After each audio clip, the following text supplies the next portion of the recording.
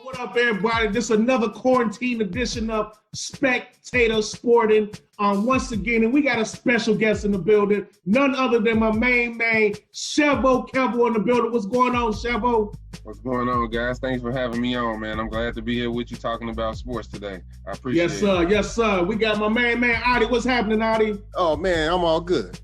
All good. Well, today is a different type of show. You know, we've been talking about a lot of winning teams. We've been talking about all the good teams. We're going to talk about the terrible teams today. The teams that have had playoff droughts, meaning they have not got out the first round since we don't know how long, but it's been a long time. And there's three teams that we're talking about. And I'm going to go ahead and start with the number one team we're going to start today. That is the Minnesota Timberwolves.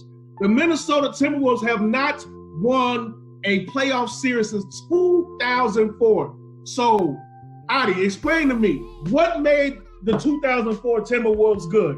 Okay, well, yeah, the 2004 Timberwolves, they did have that in the second round. They had that in Game 7 against Mike Bibby, Chris Webber, and the Sacramento Kings. KG, in the fourth quarter, KG, he crossed Chris Webber and went to the hole for the jam. Very nice play for him. And then also in that game, Game 7, very clutch game, KG hit a huge three with 3.5 minutes to go, put the Minnesota Timberwolves up 7 points at that time. And that was a game that Chris Webber would love to forget.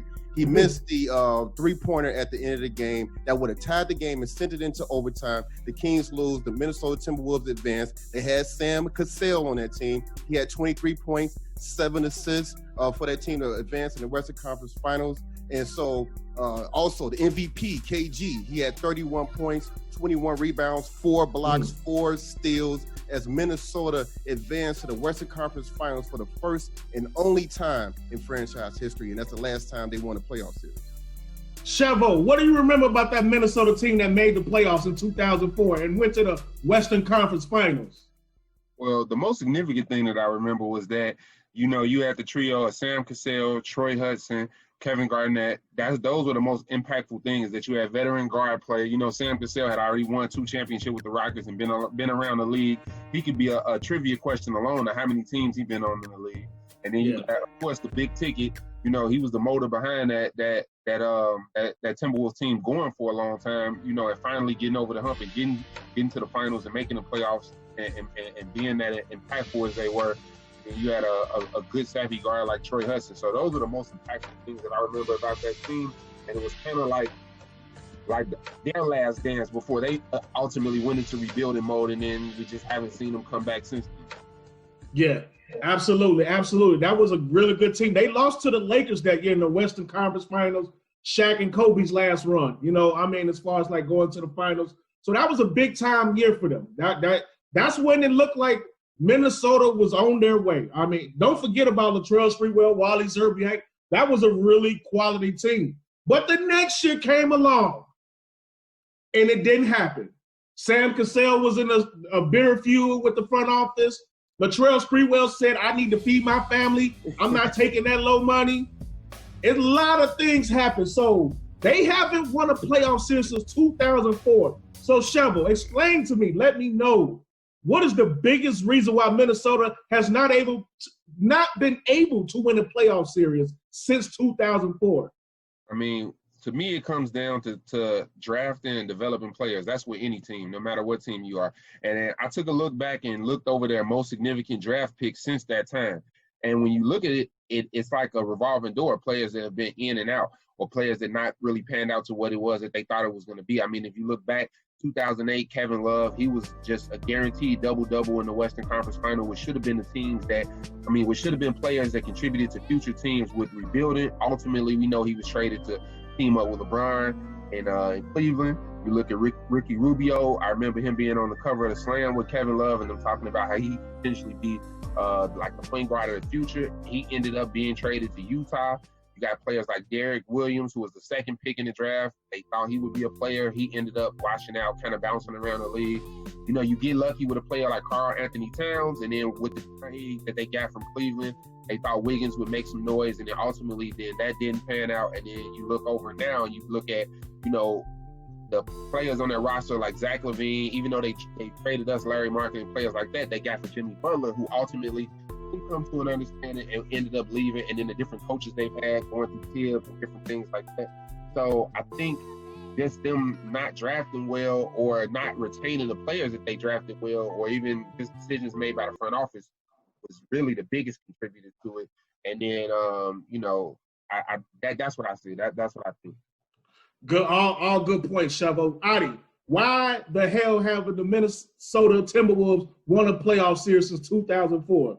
Well, I'm going back to 2004, man. Minnesota's drought would have been a little bit shorter if during the 2004 Western Conference Finals, their second best player, Sam Cassell, doesn't injure his hip in Game 2. He injured his hip in Game 2 and missed 3 games in that series. So Fred Hoiberg and Kevin Garnett had to share point guard duties in that series, and the Minnesota Timberwolves ended up losing that series in 6 games. And that's when they lost to the Lakers and everything. That's that team that had Gary Payton and Karl Malone. That was a dysfunctional Lakers team. A fully healthy Timberwolves team would have eliminated them Lakers and advanced to the NBA Finals and faced the Detroit Pistons. The Pistons that beat the Lakers in 5 games. I feel like that would have been a great finals, Minnesota versus Detroit. Now, the next season, Roach, you kind of alluded to this. Sam Cassell, and Latrell Sprewell had the worst seasons of their career. Then the Timberwolves traded Cassell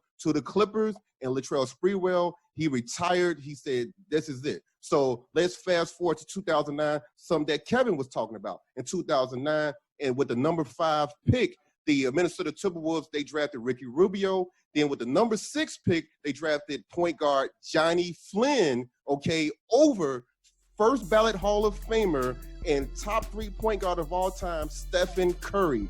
And that is the reason why they are in the drought they're in right now. Wow. Yeah, I was gonna say that. I agree with both y'all make great points. It's just front office decisions. It really comes down to that. I mean, you letting Steph Curry, you have Steph Curry right there. You passed on him for Johnny Flynn and Ricky Rubio. No disrespect to Johnny Flynn, because he was really good when he was at Syracuse. No disrespect to him. You know, people thought he was going to be good. Rubio, they thought he was going to be good too, but they obviously failed on that. And the trade for Jimmy Butler backfired on now. They had a good season. That was their best chance. They had a good season. They were actually number 3 or 4 in the West. Then Jimmy Butler ended up getting hurt. And then they end up slipping all the way down to the 8th seed and had to play the Houston Rockets in the first round. And that was, the best chance they had. If they would have been able to keep a healthy Butler, maybe they would have got out that first round. But that's the only thing. And right now, Wiggins, who they traded for, who everybody thought was calling the next LeBron, turned out not to be the next LeBron. So they traded him to Golden State. Cat is there right now. He's put up big numbers, but he doesn't win. So Minnesota, they got a long way to go. I don't know what they're going to do, but they got some issues, and they're still struggling. And it's been 16 years. Absolutely. Yep. Let's move on to the next team, the Sacramento Kings. Now, everybody know the early 2000s Sacramento Kings were one of the most exciting teams to watch in the NBA. You talk about Chris Webber, Vlade Divac, Peja Stojakovic, Mike Bibby, White Chocolate before he got traded. I was going to say, don't forget about Jason Kidd with the elbow passes to Chris Webber. Yeah. Doug Christie, Hedo Turkoglu, they had a whip. That was a very strong team, a very fun team. They kind of set the way for how the NBA is being played today with the passing, the ball movement, and everything. So, Shava, what do you remember about the last time when the Sacramento was good in 2004? Now, y'all brought it up. They did lose to Minnesota in that second round. But go up to that point, what was your thoughts on the Sacramento Kings at that time? They were a pretty exciting team to watch. Like you said, it's very reminiscent to nowadays teams. Even before the acquisition of Mike Bibby, I remember, like you said, Jason Williams, a lot of the passes through the legs, around the back. They were passing the ball around a lot. Vlade Divac passing the ball. A nice higher scoring team in the NBA. Played pretty good defense. And I just remember those times of them running into teams in the West like the Lakers and stopping them from kind of getting over the hump. That was kind of Webber's best chance after being with Golden State and Washington and seeing that team come together. Like you said, with Turkoglu, Stojakovic, and the outside shooting and what they were able to do. And then when they made that trade for Bibby, them talking about how that was like supposedly what got them over the hump, because everyone like White Chocolate as a showstopper, but they didn't think as a point guard he could get past that point. So that's what I remember about the Kings and them having a high ceiling. But thinking back on that, they kind of had an old roster when you look at it around that time. And looking at Vlade Divac, he was on the Lakers with Magic toward the end of there, and then you had Webber in the league for a long time, and that's I think what ultimately kind of did him. So. Absolutely. Adi, what's your reminiscing of the Sacramento Kings going up into that 2004 season? Yeah, man. I just think about the last time they won a playoff series in 2004, Game 5 in the first round. They was up 3-1 against Dirk Nowitzki, Steve Nash, Michael Finley, and the Dallas Mavericks, and Peja Stojakovic. He had 23 points, 10 rebounds, and 3 steals. And so the Sacramento Kings was looking very smart for trading White Chocolate, Jason Williams for Mike Bibby. Bibby went crazy in that game with 36 points, 8 assists, 5 steals. He was the player of the game. But the Mavs, they was only down 1 point with 6 seconds to go in that game. And Big Dirk Nowitzki shot a nice fade on Peja, but he missed. And the Sacramento Kings, they would have celebrated a little bit harder if they knew that would be the last time they would win a playoff series in that franchise history. Yeah, absolutely. I think the year before is when it really, before 2004 is when really stopped the Kings. They were on their way back to the Western Conference Finals, and Chris Webber blew his knee out, or just tore his knee up. I forgot what the injury was. He tore his ACL. Tore his ACL. And they end up losing to Dallas. They end up losing to the Dallas Mavericks. That the year before 2004. I thought that was their best chance. Because you remember, they played one of the best. I mean, to this day, that Western Conference Finals between the Lakers and Sacramento, that is one of the best playoff series that I've ever watched. That was spectacular. It had the drama. They hated each other. I mean, you had prime Chris Webber, prime Shaq, prime Kobe Bryant, and they went at it. And I thought the Kings legitimately had a shot to win. A lot of people speculate that, hey, all them four-quarter free throws in Game 6, a lot of people thought they cheated for the Lakers, but that was their best chance. And once Webber got hurt, that's when I think things changed for them. So, Chevo, since that moment, now they've been in a couple playoffs, but they lost in the first round. Why haven't the Kings been able to get over the hump and build a team like they did before? Once again, I always tell you it goes back, and I know I sound like a broken record, but it goes back to drafting and also developing players. I know that they had, great ownership with the Kings willing to, spend money on players and then them bringing Shaq in and things like that. But I look at their some most significant draft picks, and it goes back to since that playoff series, Tyreke Evans, who ultimately ended up going to New Orleans. You look at players like Whiteside, who ended up being a player in Miami, but not so much with him.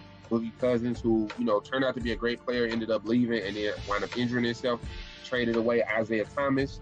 They kind of busted on Willie Cauley-Stein. He was a high draft pick, and now he's gone to the Warriors and another team. Right now, their main hope is with DeAndre Fox and Marvin Bagley. I think those are their biggest young players. And I know that Bagley right now is averaging about 14 points a game, but from a number 2 pick, you like to see more production than that.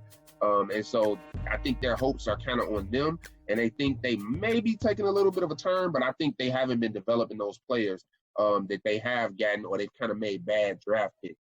So I think that's kind of what caused them to kind of be in the situation that they are in now. And I mentioned earlier about them having an old roster and not rebuilding early enough. Like you said, after Webber blew his knee out, they didn't really have anywhere else to go but other than to go into rebuilding mode. Absolutely. Adi, what's been wrong with the Kings? Why they can't get over the hump? Well, yeah, man, you hit the nail on the head, Roach, man. The Chris Webber tearing his ACL, man, that was huge. I mean, Chris Webber was never the same after that injury. He tore the ACL in 2003, and then in February of 2005, the Kings traded him along with Matt Barnes to Philadelphia for Corliss Williamson and a couple of other guys. Sacramento hasn't been the same ever since that injury. And so if you fast forward to 2010, the NBA draft, they did draft DeMarcus Cousins, great pick, but they didn't get the man much help. In 2011, they drafted Bismack Biyombo, with the number 7 pick. Okay, they drafted him over Kemba Walker, who fell to the Hornets. Then they traded Biyombo later that night, traded him to the Hornets for Jimmer Fredette and John Salmons. Okay, so, and then in the very next draft, 2012, the Sacramento Kings with the number 5 pick select Thomas Robinson. Remember that guy with the number 5 pick? He was good at Kansas. Yeah, Robinson. Yeah, they drafted Robinson over number 6. Sacramento ain't Kansas. Yeah. They drafted the man over number 6 pick, Damian Lillard, who went to the Blazers. Oh no! When I say drafting, it's all about the drafting. Yeah. So there you go, right there, man. That's why they're in the drought, man. You can't be missing like that. They made some crazy decisions. The 1 year that when DeMarcus Cousins was playing good, and they looked like they was going, he was actually binding to the coach. They fired him. And that coach was Mike Malone. And guess who he's coaching now? The Denver Nuggets. And he got the Denver Nuggets. He got them rolling. And he looked like he was on that same road with Sacramento. They started off good. And because the owner didn't like the style of basketball they was playing, they wanted them to play a different way. They fired the coach and hired George Karl. And from that point on, it's been you could tell that front office just didn't care about winning because Mike Malone had that team and he had DeMarcus Cousins playing and believing in his strategy. And that was it. So now they do have some good players, Sheva. You brought it up. De'Aaron Fox is going to be a player in this league, but eventually they're going to have to put some people around him or he's going to leave. The same with you got Buddy Hield. He's a good player.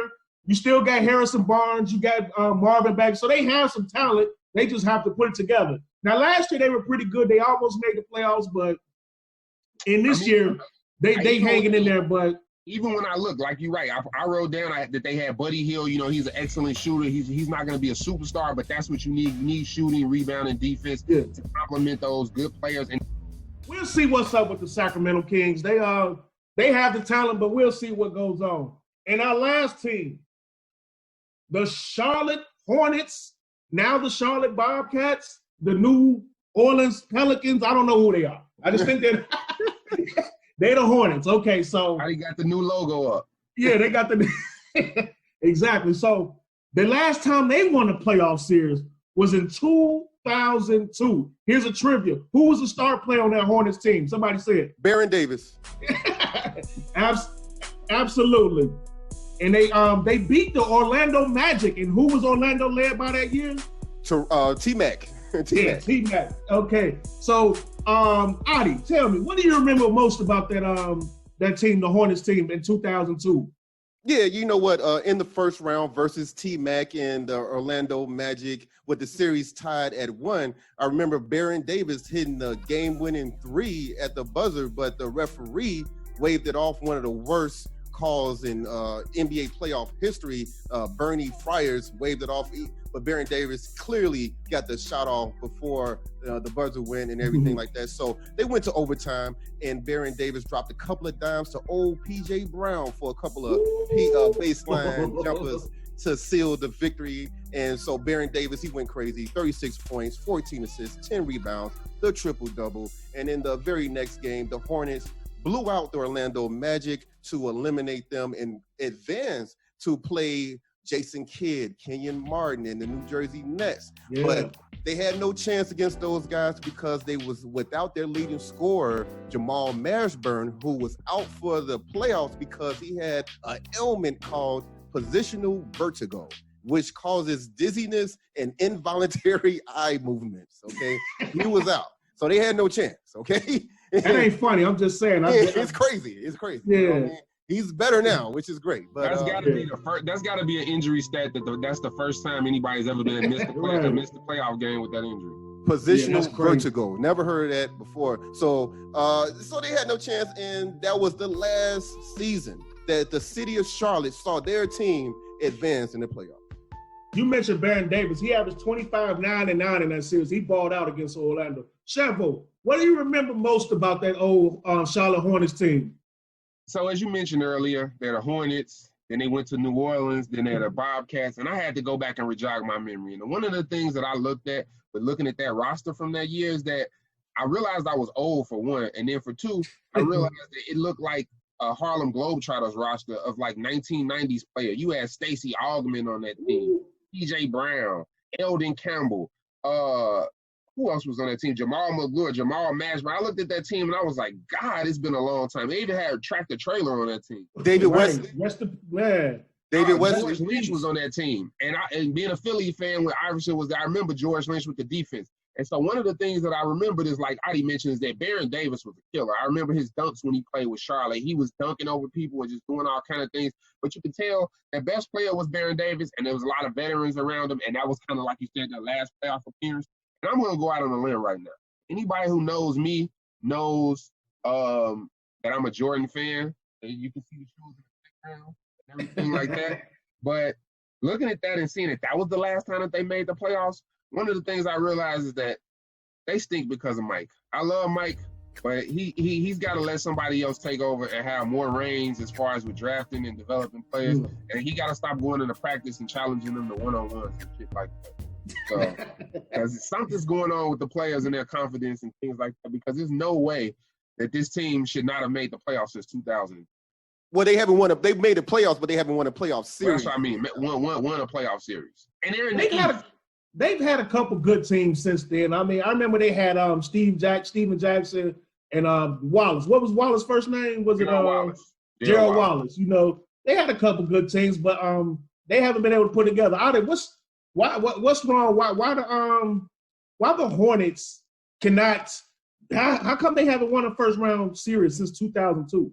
Well, you know what? After the 2002 playoffs, the owners Ray Woodrich and George Shinn said that the team lost $20 million, okay, that season, and they tried to open a new stadium in Charlotte, but they couldn't get it approved, so they moved to New Orleans. All right. Mm-hmm. And so in the 2008 playoffs, in the first round of the 2008 playoffs, the Chris Paul and the New Orleans Hornets eliminated the Mavericks, but that victory does not count towards, that victory counts towards Pelican history, all right? And the Hornets was already 6 years removed from Charlotte. So now check some of these draft decisions out, all right? In 2012, with the number 2 overall pick, Michael Jordan selects Michael Kidd Gilchrist over number 3, Bradley Beal, who went to the Wizards. He picked Kidd Gilchrist over Bradley Beal. And then in 2014, with the number 9 pick, he drafted Noah Vonleh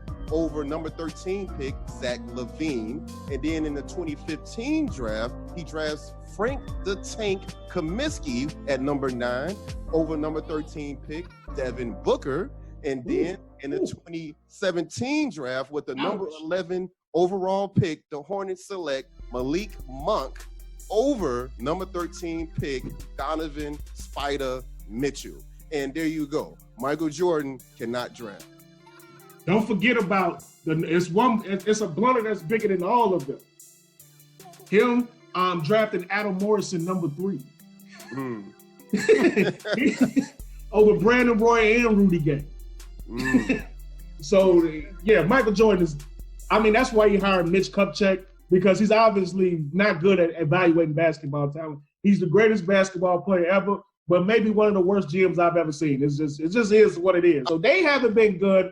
They had Kemba Walker. He left. He went to Boston.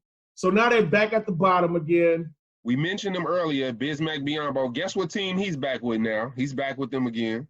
Yeah.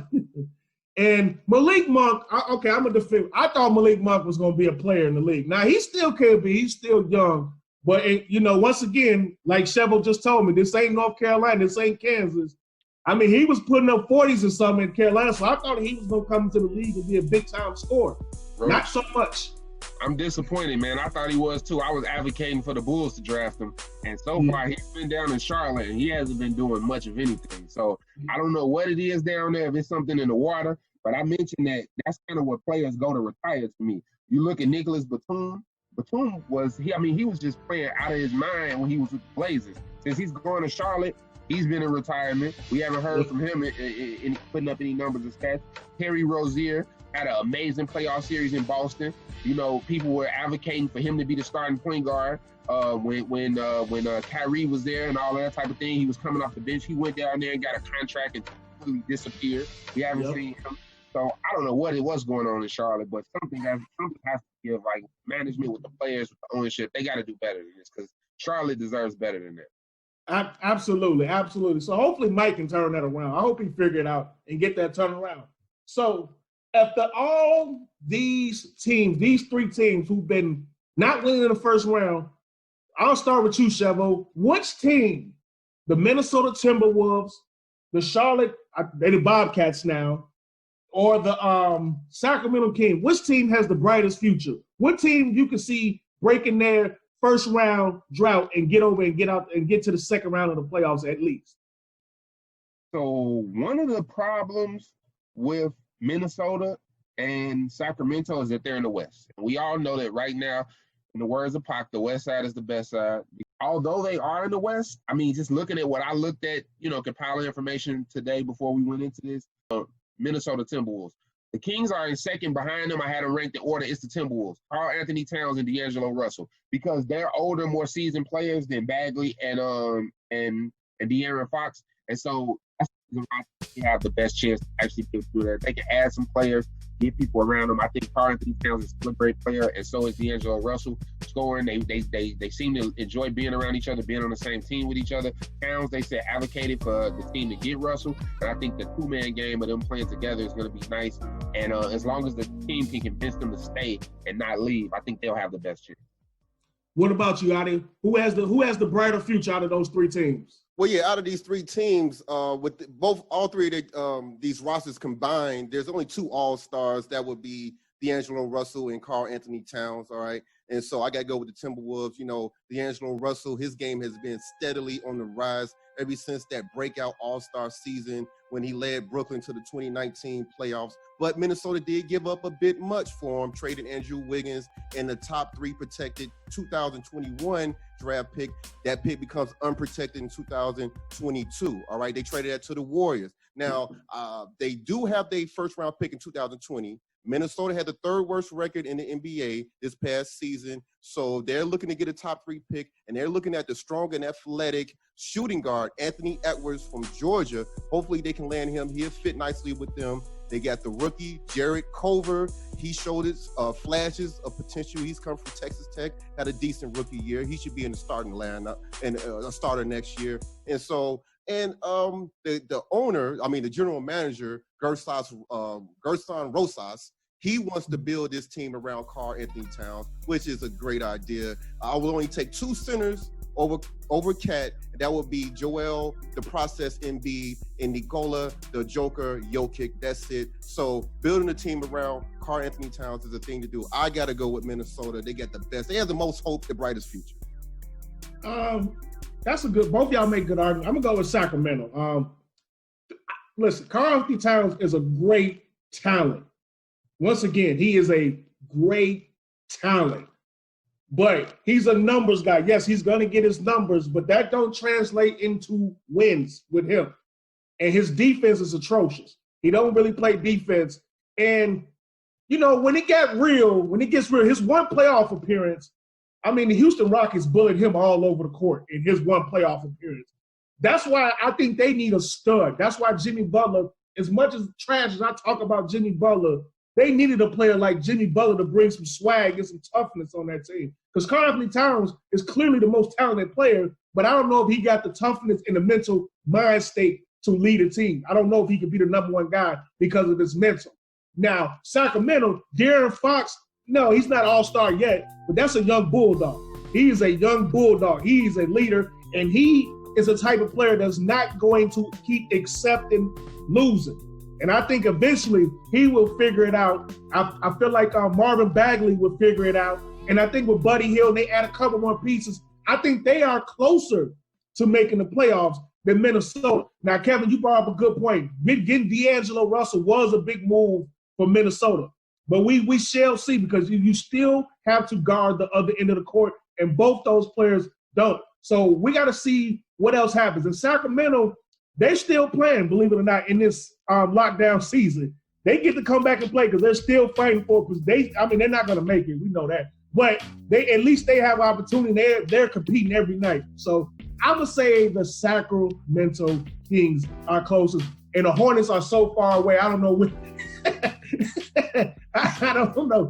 They, them and the Bulls, they're in the cellar right now. They're terrible right now. So hopefully. All good points, Roach. Like I said, I accidentally said the Kings. I had them as ranked as my second team. And like you said, I almost put the Charlotte Hornets on the next page. I wasn't even ranked them. That's how bad they are. So it's rough out there, man. And I don't know what to say, man. I'm a Jordan fan, so I'm rooting for him from far away. So I hope he can put it together because I know he hates to lose. Absolutely. Y'all been watching another quarantine edition of Spectator Sporting. I want to thank Kevo, Sprax for coming on here, participating in this conversation. Adi, what up, man? It was good talking. Until the next time, in the meantime, in between time, we out, Spectator Sporting.